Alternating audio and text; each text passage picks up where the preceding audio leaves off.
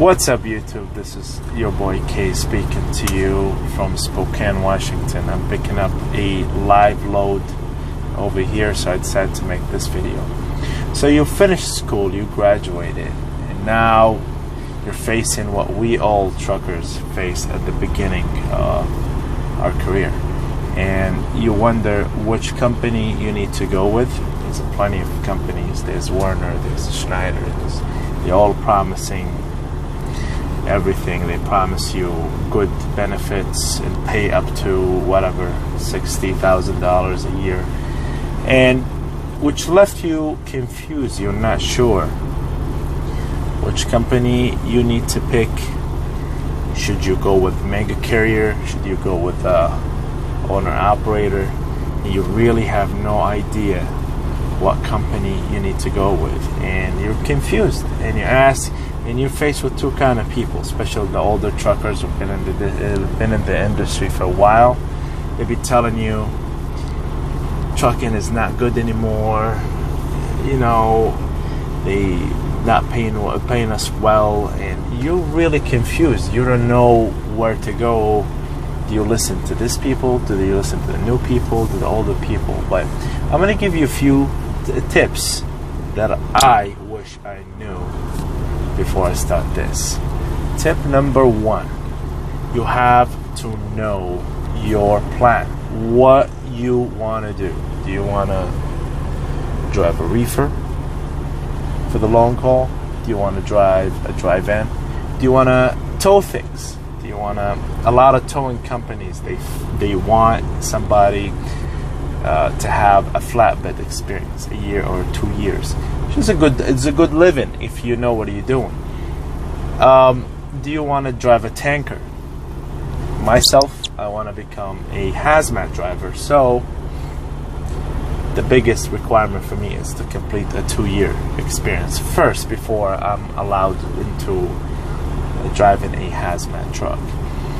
So first of all, you gotta know that.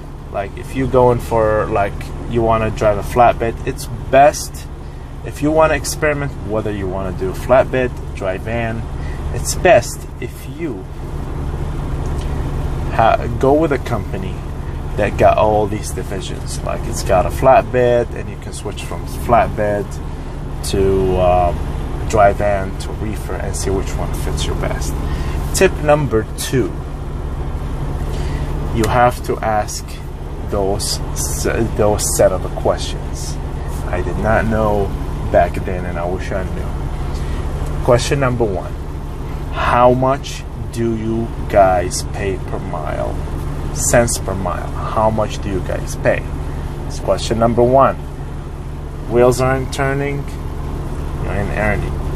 Question number 2, any truck driver, you will have a detention. You will have a trip canceled, road closure, whatever. Do you guys have a detention pay? Do you have a breakdown? My truck is a 2020 and broke down the first week I got it. Yeah, I had some bad fuel, whatever, and I ended up losing 3 days out in Cheyenne. And yeah, it will break down. The truck before, I had flat tires, I had water damage out in Washington. You want to know how much they pay you for a breakdown. Do you have a layover? How much do they pay you for a layover? Do they pay you for detention and waiting at the shipper? Like me, myself right now, my appointment was 11:30. I arrived on time. It's almost 1 o'clock right now. They haven't even started. So you have to know these questions. Question number 3, since you're a newbie, it's a very good idea to start with a company that has flat pay. I remember back when I started, I finished my testing. I did my test and I passed everything. I got off my Mentor truck, and they are like, we can give you a load tomorrow. I asked for extended time for me to practice. That took like 4 days off before I start rolling. The reason why I wasn't sure about my backing skill. And what I did, I was spending 4 or 5 hours a day. That's not exaggeration. Trying to learn how to back this thing. I was turning this I was turning the stand so much that I started to develop some kind of a callus right here. Like I had like sore arms and all that. It's a very good idea to take your time. At the beginning, you don't want to rush things. Driving a semi-truck, take your time. Learn the Qualcomm, learn the trip planning, develop a good habit on the road. Stay away from distracting driving. Create these habits. It's going to take some time for your body to adjust for the long drive. Do not rush things. Do not get frustrated. Take your time. So it's a very good idea to ask that company if they offer something like a flat rate. And I know there's a lot of companies. Another thing, see if they have like a dedicated route, and also ask a good question, what kind of time off they do have. Like the company that I'm working for, I can take as much time off as I want. Anytime I can work for 1 week and take 2-3 weeks off. I can work for some companies. They are very strict. You get 1 day. They tell you the norm is we give you 1 day for every week out.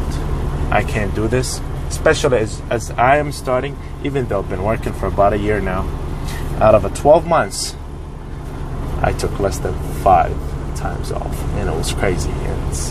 But it's really cool to know that I can go home anytime I want, and they just send you home anytime I want. It's a very cool thing to have. Another thing, it's a very good idea to see if they have terminals in your hometown, or like let's say I have family. I live in Las Vegas. I have family in Michigan. It's a very good idea to ask if they do have a home terminal in the cities that you want to live. It's a very good idea. So you can leave your car, or in my case, my terminal's in Phoenix, but I live in Las Vegas. I have to park my truck,